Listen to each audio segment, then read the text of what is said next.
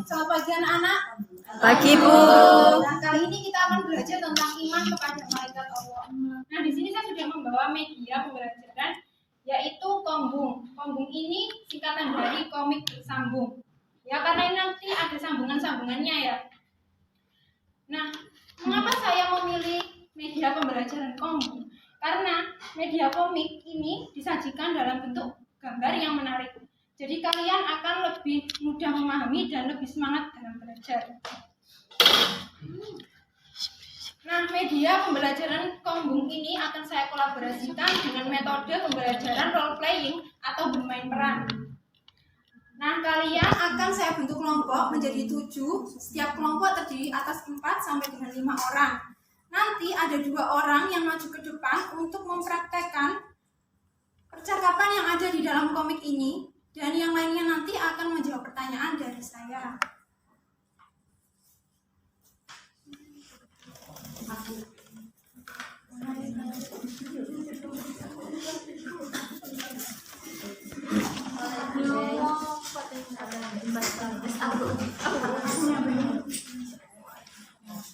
Baik, saya akan memberikan waktu 5 menit untuk kalian berdiskusi. Siapa yang nanti akan maju ke depan untuk mempraktekkan materi yang terdapat dalam komik, dan nanti siapa yang akan menjawab pertanyaan dari saya.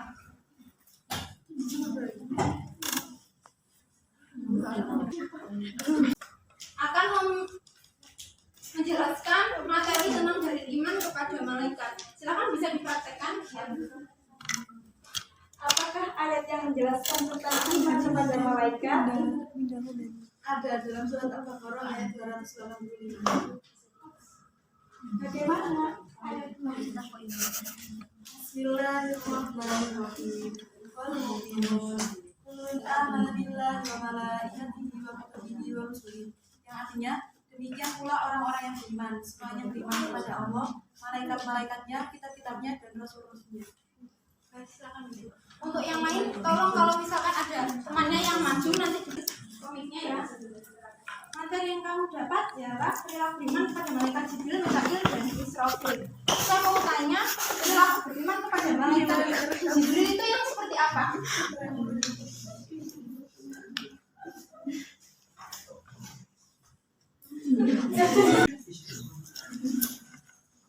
Nah, media pembelajaran Kombung ini tidak hanya saya sajikan dalam kelas, tetapi saya sajikan juga dalam bentuk link, namanya yaitu Flip Comic. Jadi Flip Comic ini kalian bisa akses di rumah, ya, tidak menggunakan data yang banyak. Jadi kalian mungkin hanya menghabiskan sekitar 300 KB/s untuk mengakses Flip Comic ini. Dan saya berharap, kenapa saya mengkolaborasikan metode pembelajaran role playing dengan media pembelajaran Kombung adalah agar kalian bisa berpartisipasi secara aktif. Kemudian kalian juga akan mempunyai rasa keberanian untuk maju ke depan dan mempraktekkan apa yang ada di dalam Kombung ini. Kemudian kalian juga berani untuk menjawab pertanyaan dari guru, ya, supaya kalian itu besok-besok kalau mendapatkan pertanyaan dari guru kalian bisa menjawab karena kalian sudah terbiasa. Dan harapan saya dengan adanya Kombung ini, kalian itu bisa mempertahankan hobi yang baik. Ya, kalian ini kan masih kelas 7. Nah, kalian itu masa peralihan dari kelas 6. Biasanya anak-anak kelas 6 itu suka dengan komik. Nah, kalian jenjang MTS. Nah, nanti kalian itu akan terbiasa untuk membaca dan semangat untuk membaca gara-gara adanya komik ini.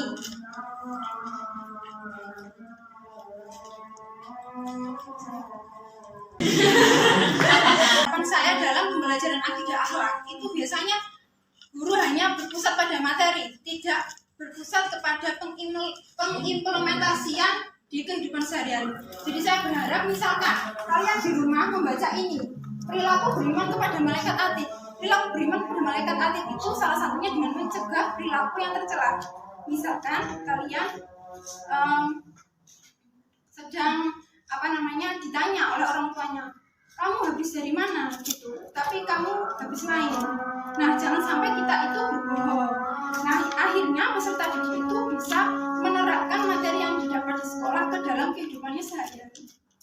Sekian, terima kasih. Wassalamualaikum warahmatullahi wabarakatuh.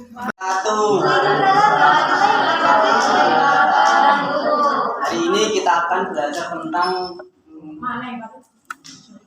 tentang hijrahnya Nabi Muhammad dari Mekah ke Madinah. Nah, ini kita akan menggunakan media peta konsep. Nah, ini timeline Nabi hijrah dari Mekah ke Madinah.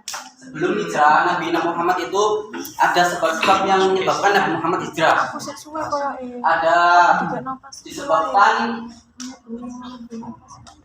intimidasi dari kafir Quraisy, terus ditinggalnya Siti Khadijah dan Ali bin Abi Thalib, dan ada baiat serta pemboikotan. Nah, ini ketika itu tepatnya pada tanggal 26 Safar sebelum Hijriah, Nabi Muhammad dan Abu Bakar ini meninggalkan berjalan menuju ke Madinah. Nah, terus selama 3 hari beliau seharusnya ini ada gua ya teman-teman. Seharusnya ada gua. Terus selama 3 hari Nabi Muhammad dan Abu Bakar itu menginap di gua Sur, tepatnya 3 hari 3 malam untuk menghindari kejaran kafir Quraisy. Terus dilanjut setelah 3 hari Nabi Muhammad dan Abu Bakar meneruskan perjalanannya menuju ke kota Madinah. Nah, tepatnya pada tanggal 1 Rabiul Awal beliau berdua itu meninggalkan kota Mekah, terus menuju ke Madinah. Selanjutnya pada tepatnya tanggal 8 Rabiul Awal, Nabi Muhammad dan rombongannya itu tiba di kota ataupun desa Kuba. Beliau dan rombongannya itu mendirikan Masjid Kuba, masjid pertama yang didirikan oleh Nabi Muhammad. Terus dilanjut setelah mendirikan Nabi Muhammad pada tanggal 12 Rabiul Awal, beliau tiba di kota Madinah dan melaksanakan sholat Jumat pertama oleh umat Islam. Terus dilanjut dan sampai tanggal 22 Rabiul Awal beliau tiba di Madinah. Nah, ketika itu beliau yang pertama dilakukan adalah membangun masjid dan mempersaudarakan kaum Ansor dan Muhajirin. Nah, itu tadi timeline perjalanan Nabi Muhammad dari Mekah ke Madinah. Nah, kita bisa untuk kelebihan dari peta konsep ini, selain minimalis dan low budget, ini peta konsep ini kita bisa mudah memahami timeline ataupun perjalanan Nabi dari tanggal berapa sampai tanggal berapa gitu. Terima kasih. Itu dari kelompok 2. Wassalamualaikum warahmatullahi wabarakatuh.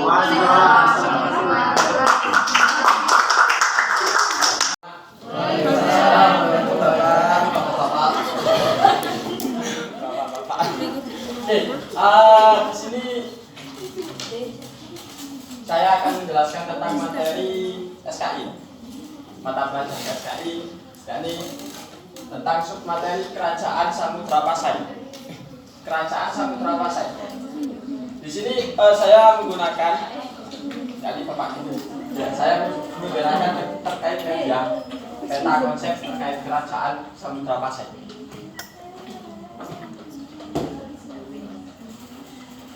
Kerajaan Samudra Pasai ini merupakan kerajaan Islam pertama di Nusantara yang berkuasa dari abad ke-13 hingga abad ke-16.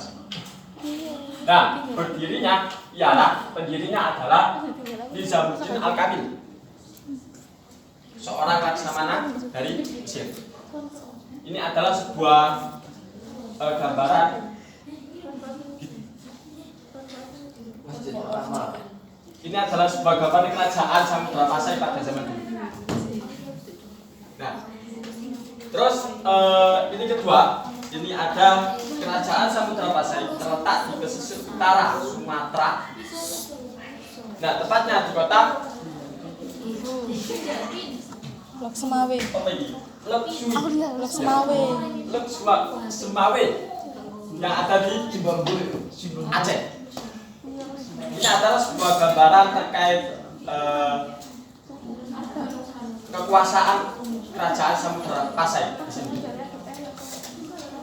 Terus terakhir ini ada sebuah batu nisan. Ini adalah bukti bahwa kerajaan Samudra Pasai ini adalah benar-benar ada.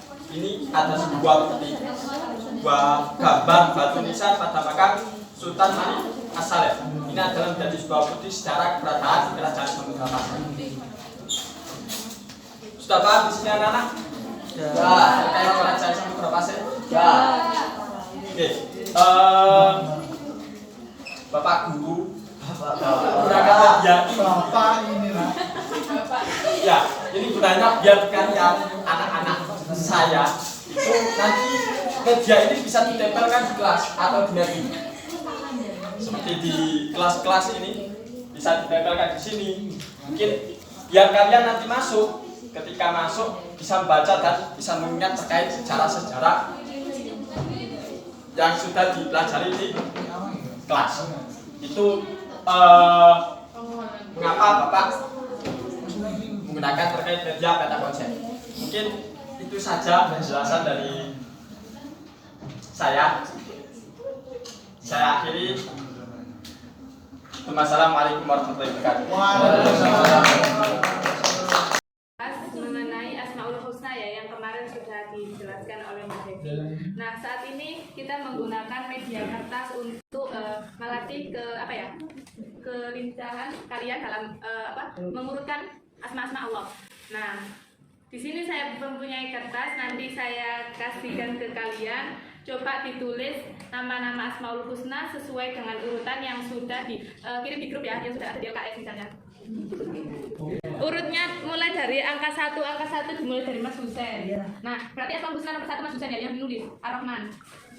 4, 5, 6, 7, 8, 9, 10, 11. Aku 5 ya? Wafik 12, 13, Awakmu nomor piro, Lis? 15. Awakmu 5? 11, 18. Yang sudah memegang kertas, coba kertasnya dipegang. Coba kertasnya ditunjukkan. Kita baca bersama-sama ya.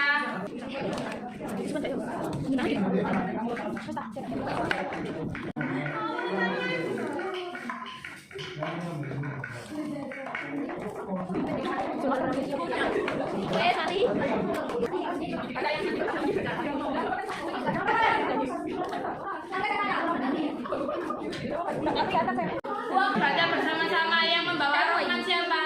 Saya. Ya, Ar-Rahman, ayo baca bersama-sama. Pakai lagu ya. Gimana lagunya? Dan nanti yang bawa tulisannya bisa ditempelkan di masjid. Biar kita ditempelkan di kelas misalnya ya, di kelas biar kita tuh bisa hafal.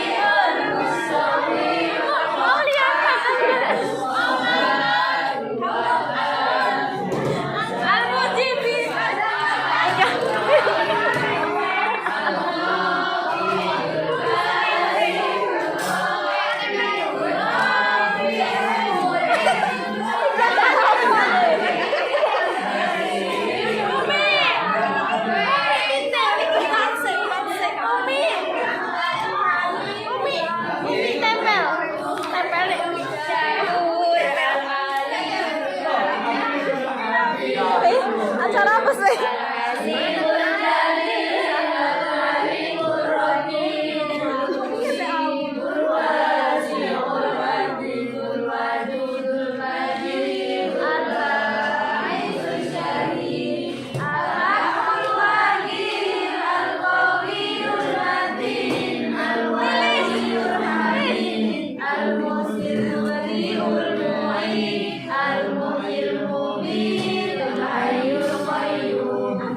Loh,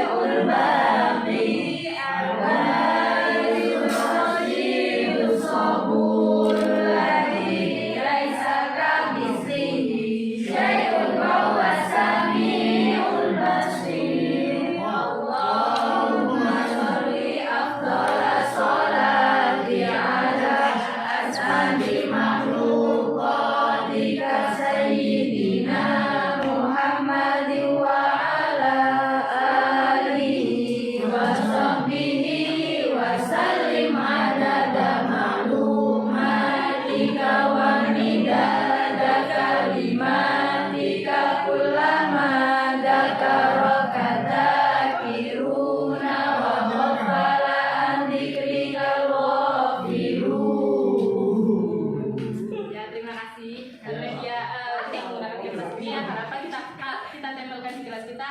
Kalau kita mau memulai pelajaran, kita bisa mengawali dengan membaca Asmaul Husna. Karena Asmaul Husna ini adalah nama-nama baik Allah yang dimana jika kita menghafalnya, maka saling akan di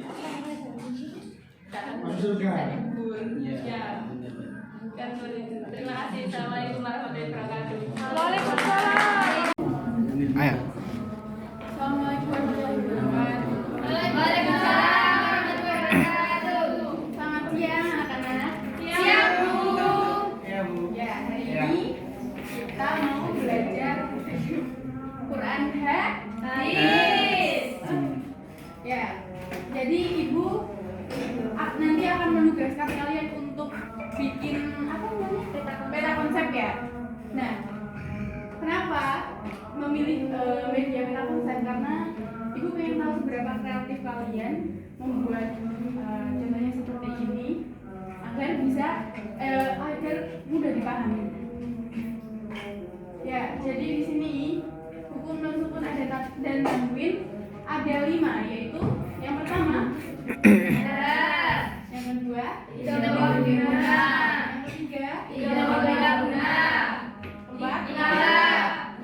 kelima ya. Idhar dibacanya terang atau jelas. Hurufnya yaitu ada hamzah, ha, kho, ain, win, ha. Contohnya bisa dibacakan Azizah. Ada Azizah. Ya. Min bislina samiun alimun. Ya, jadi di sini ada nun sukun atau tanwin. Nun sukun bertemu dengan huruf Rin yang kedua yaitu ada domah bertemu dengan ain.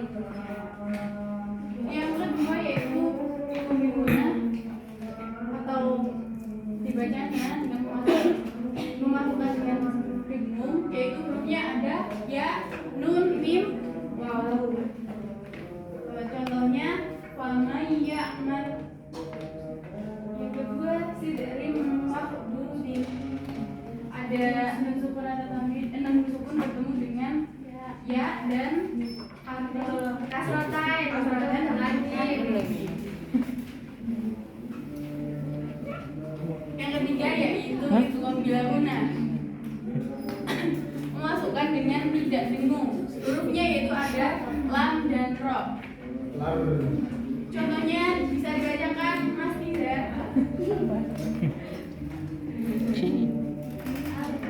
Ghafurur Rahim. Yang pertama Apa ini?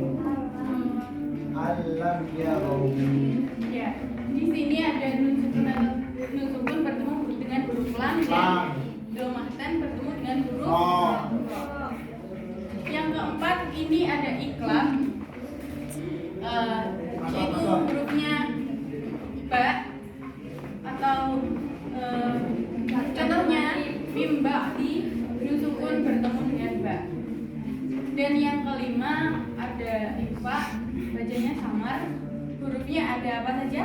Ta, jim, dal, za, sin, shin, sad, ta. Ya, contohnya miutin, ada nun sukun bertemu dengan to, dan bang jama ada kasrotan bertemu dengan fathaten. Mudah dipahami ya? Mudah ya. Kira-kira metode seperti ini kalian Oke, kalau gitu udah ya, sekian, terima kasih. Mohon maaf kalau ada kesalahan. Wassalamualaikum warahmatullahi wabarakatuh.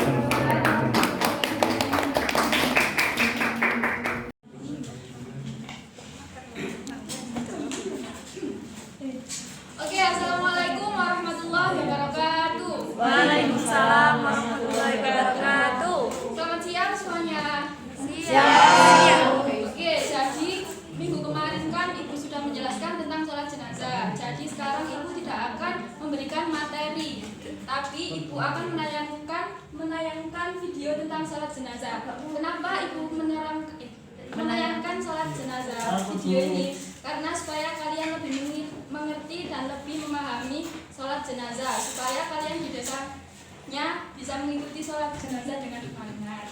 Simak videonya ya. Iya, Bu.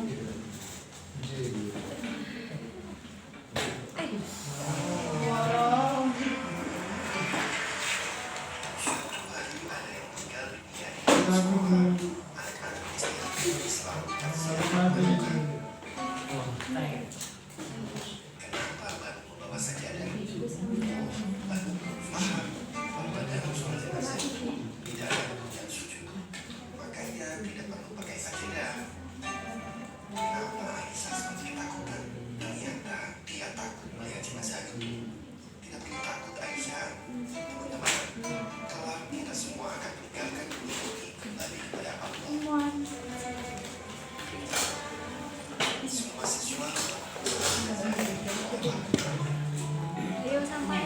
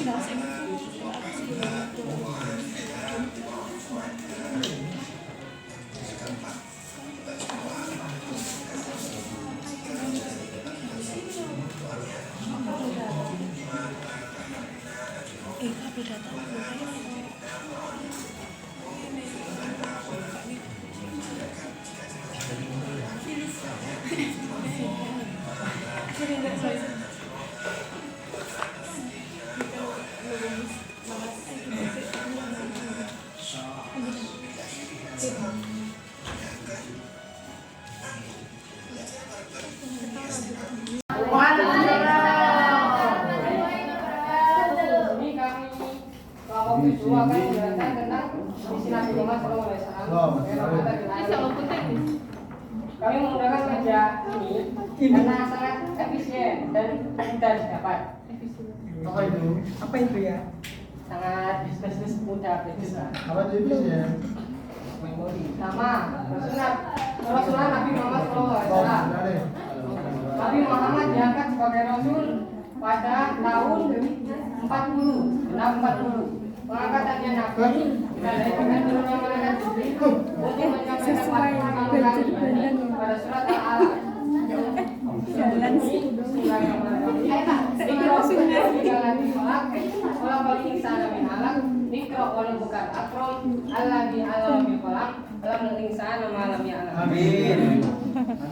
Rasulullah Nabi Muhammad SAW telah itu turun majlis kedua, yaitu surat Al-Mudaththir ayat 1-7. Ya ayyuhal mudaththir qum fa'anzir qum fa'anzir wa kabbir Amin ya Allah. Fahjur. Walatan. Amin ya Allah. Mulailah beliau berdakwah secara sendiri-sendiri. Awalnya berdakwah Nabi Muhammad SAW hanya sekedar keluarganya saja. Pada periode awal, kaum Nabi menerima dakwahnya antara lain seperti Siti Khadijah sebagai wanita pertama yang masuk Islam, lalu sepupunya Ali bin Abi Thalib, lalu orang yang pertama masuk anak budanya yaitu Yair bin Harithah sebagai orang pertama yang masuk Islam. Kemudian turunlah Al-Hijr ayat 94 yang berbunyi wasdaq bima tu'maru ma'rifik aminal musyrikin, yang berarti yang memerintahkan berdakwah secara terang-terangan. Dan habis turunlah surat ini barulah Nabi SAW berani untuk berdakwah secara terang-terangan. Hambatan dakwah Nabi SAW berupa: satu, banyaknya tokoh bangsawan yang menolak atas dakwahnya Kanjeng Nabi. Dua, adanya rujukan dari pamannya Abu Thalib. Abu Thalib pamannya Kanjeng Nabi.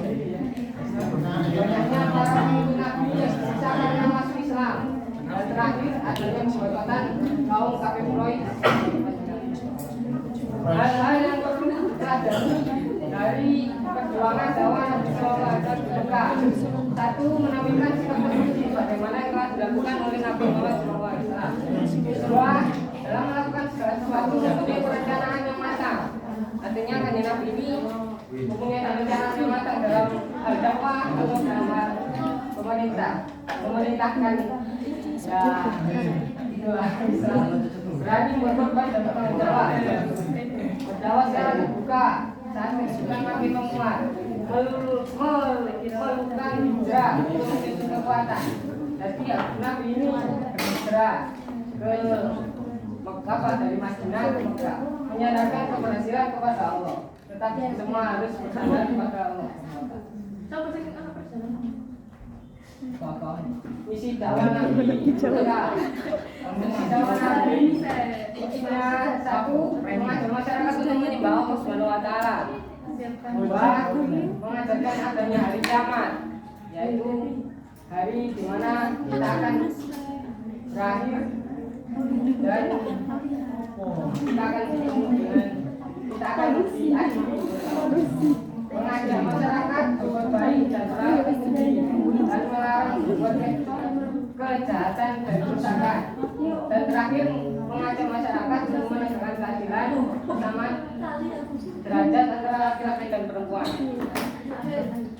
Sekian. Apakah bisa dipahami? Bisa. Sekian presentasi dari kami kelompok 7. Kenapa kok menggunakan media ini? Karena media ini sangat fleksibel, bisa didapat di mana, bisa didapat di mana saja, low budget, sehingga kemana-mana itu bisa melihat. Tapi nggak praktis. Dan praktis juga. Dan dibilang. Bisa dibilang. Sekian, wassalamualaikum warahmatullahi wabarakatuh. Di mata dunia, Indonesia dikenal luas akan keanekaragamannya. Beragam suku bangsa, budaya, agama, ras, dan bahasa saling berbaur jadi satu. Persatuan di tengah perbedaan inilah yang menjadi ciri khas bangsa Indonesia sejak dulu. Tercermin dalam semboyan Bhinneka Tunggal Ika, perbedaan bukanlah jadi penghalang tersatukannya tiap individu di Nusantara, melainkan perbedaanlah yang mempersatukan kita. Namun realitanya, isu perpecahan dan intoleransi yang kian marak jadi faktor pemecah belah keutuhan suatu bangsa. Belakangan ini, negeri kita tercinta dihantam berbagai permasalahan internal, terutama soal integrasi nasional. Kurangnya sikap toleransi jadi pemercik utama rusaknya kerukunan antar sesama. Beragam tindakan-tindakan negatif, mulai dari penyebaran pesan intoleran, isu berbau rasisme, hingga ujaran kebencian kian berkembang pesat di sekitaran masyarakat. Akibatnya, berbagai konflik internal pun muncul. dan hal tersebut lantas memicu terjadinya pergesekan antara kelompok mayoritas kepada minoritas. Sikap merasa paling benar dan main hakim sendiri lambat laun berujung pada tindakan kekerasan dan vandalisme. Bayangkan jika seandainya posisi kita berada di lingkaran minoritas, besar kemungkinan bisa saja kita diperlakukan secara diskriminatif. Pada dasarnya, intoleransi tidak hanya terbatas pada sikap membenci perbedaan pandangan pribadi saja. Intoleransi juga bisa muncul melalui perbedaan latar belakang suku, budaya, bahkan ras sekalipun. Nggak dapat dipungkiri pula, agama pun kini dijadikan sebagai kekuatan politik oleh segerombolan pelaku intoleransi. Perlahan, sikap toleransi mulai memudar dari waktu ke waktu, dan segelintir oknum cenderung ingin menang sendiri demi kepentingan pribadinya. Sebagai umat muslim yang cinta damai, salah satu sikap dasar yang harus ditanamkan dalam kehidupan sehari-hari adalah sikap saling menghormati dan menghargai kepada sesama. Sejatinya, Islam mengajak kepada umatnya untuk selalu menjalin kehidupan yang harmonis kepada manusia lainnya.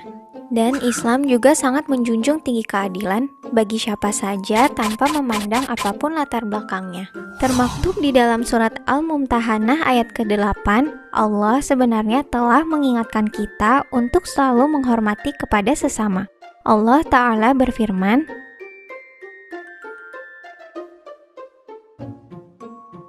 dari uraian tersebut dapat ditafsirkan bahwasanya Allah tidak melarang umat Islam dalam berbuat kebaikan, menyambung silaturahmi, hingga berbuat adil kepada orang-orang di luar Islam, selama mereka tidak memerangi kita karena agama. Dari hadis Bukhari, suatu waktu Rasulullah SAW pernah ditanya, agama manakah yang paling dicintai oleh Allah? Maka beliau menjawab, Al-Hanifiyah As-Samhah, yang lurus lagi toleran. As-Samhah berasal dari kata tasamuh yang merujuk pada makna toleransi. Hadis tersebut sering digunakan sebagai rujukan Islam untuk mendukung sikap toleransi. Dengan berpegang teguh pada nilai-nilai Pancasila, kita seharusnya dapat meningkatkan rasa persaudaraan kepada antar sesama. Mencegah perpecahan akibat perbedaan adalah tugas kita semua sebagai warga negara Indonesia demi menjaga keutuhan bangsa. Hal tersebut dapat diwujudkan dengan menerapkan sikap toleransi di dalam kehidupan sehari-hari sedari dini.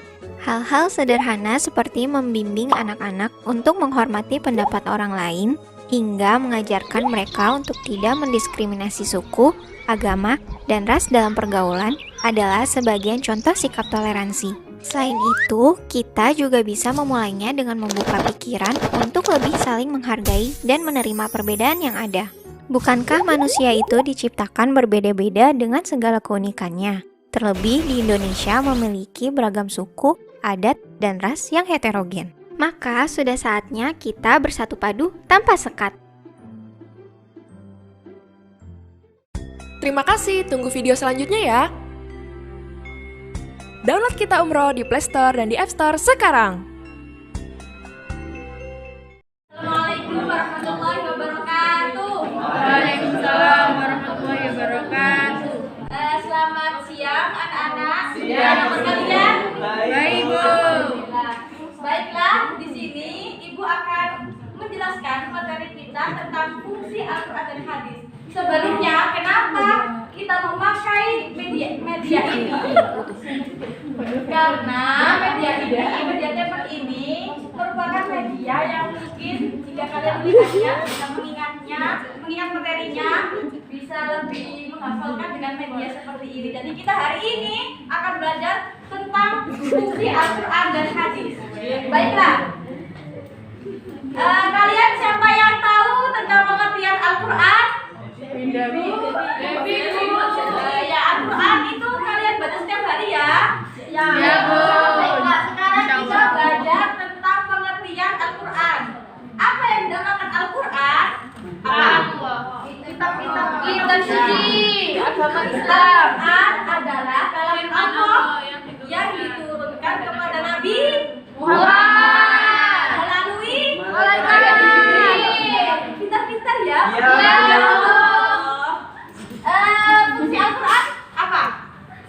Ayo yang pertama. Pedoman hidup. Yang kedua sebagai sumber ilmu, ilmu pengetahuan, budaknya ilmu Sumber yang hukum. Yang ketiga apa? Sumber hukum. Ya. Pengertian hadis. Hadis itu apa? Apa yang merupakan hadis? Perkataan atau perbuatan. Atau ketetapan atau itu. Betul semua. Masya Allah pandai ya. Allah. Fungsi hadis yang pertama apa anak-anak? Sumber hukum. Hukum apa? Islam. Fungsi hadis itu adalah untuk menegaskan, memperjelas, dan juga untuk menguatkan hukum yang telah ada, seperti memperjelas hukum yang ada di Al-Quran. Dan hadis itu macam-macamnya banyak ya. Ya, Salah satu pencipta hadis siapa? Bukhari Muslim. Yang kedua, Imam Hanafi. yang ketiga, Imam Hambali. pintar-pintar Masya Allah. Semoga cepet jodohnya ya. Apa hubungannya? Masih SMP belum? Lu masih SMP loh. Bentar, anak SMA itu kan gak apa-apa, menikah sambilnya kan gak apa-apa. Menikah sambilnya kan gak apa-apa.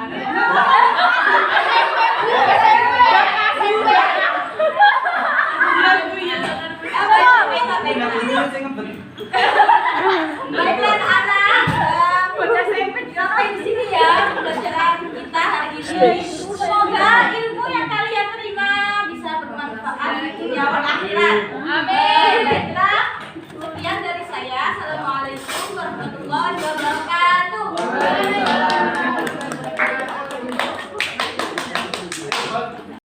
Warahmatullahi wabarakatuh. Waalaikumsalam warahmatullahi wabarakatuh. Selamat siang anak-anak. Siang, Bu.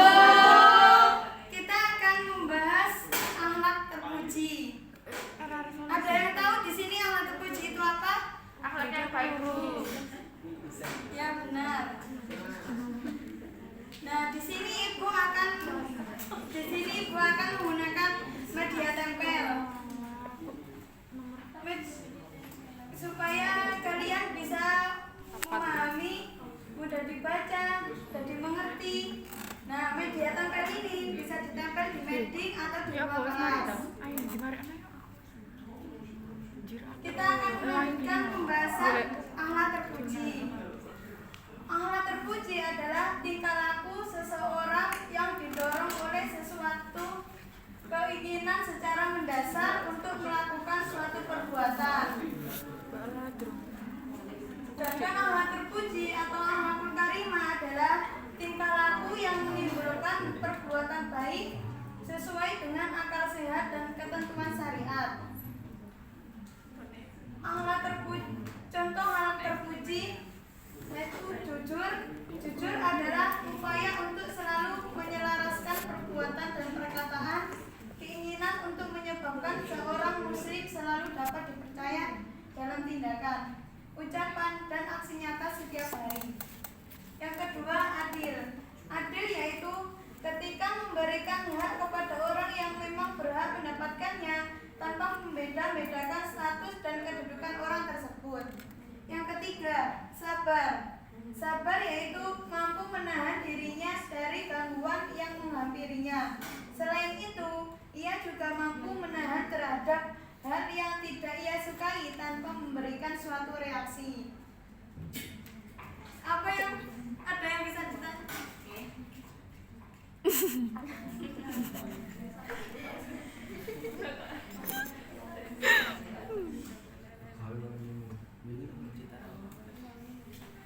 Nah, sampai di sini pembelajaran ibu kali ini saya akhiri. Assalamualaikum warahmatullahi wabarakatuh.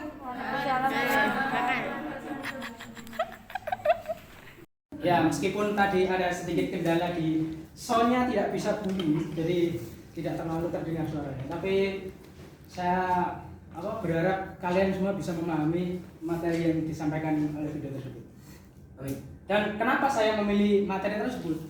Yang pertama adalah karena cara membuatnya itu sangat simpel.